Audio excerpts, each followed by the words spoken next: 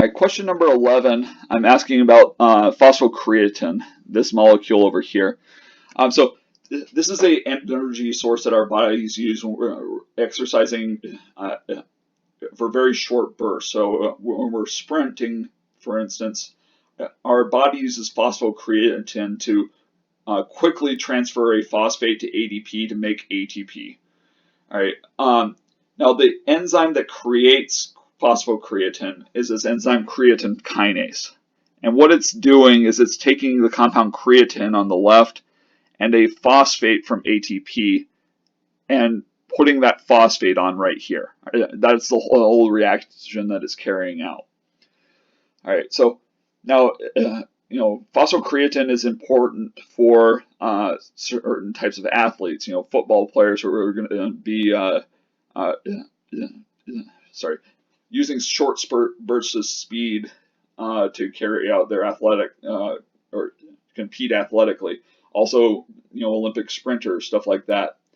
All right, so let's say you're a sprinter and you want to increase your supply of phosphocreatine for an upcoming race. All right, the question is, ignoring anything else about the organism, excretion, stuff like that. We're only focusing on this enzyme. All right, would you be better off trying to consume more creatine, or by trying to increase the concentration of this enzyme, creatine kinase? All right, well, let's think about what the consequence of doing either one is. Well, let's start off by increasing the amount of creatine. So if we increase the amount of creatine, right, what does that do to the balance of our reaction? So if we have our little seesaw here, right, and we're adding more creatine, so we're basically adding weight, it's pushing down on here.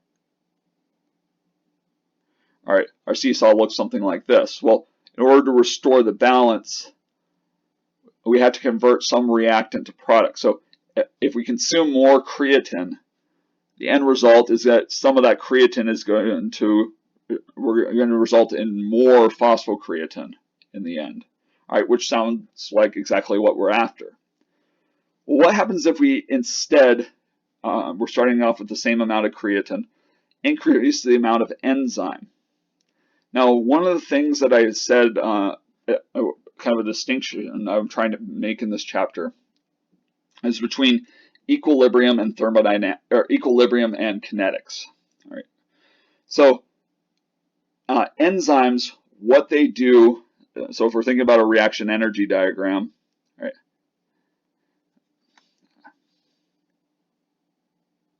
So without our enzyme, our reactants might be here, and our products are down here. And this is our energy scale here and reaction progress on this axis. All right. So normally, in the absence of an enzyme, we have a relatively large hill to climb here, which tends, the larger the hill, the slower the reaction. Well, in the presence of an enzyme, that hill is lessened. Right? Enzymes basically bring down the height of the hill for a reaction, thereby speeding it up.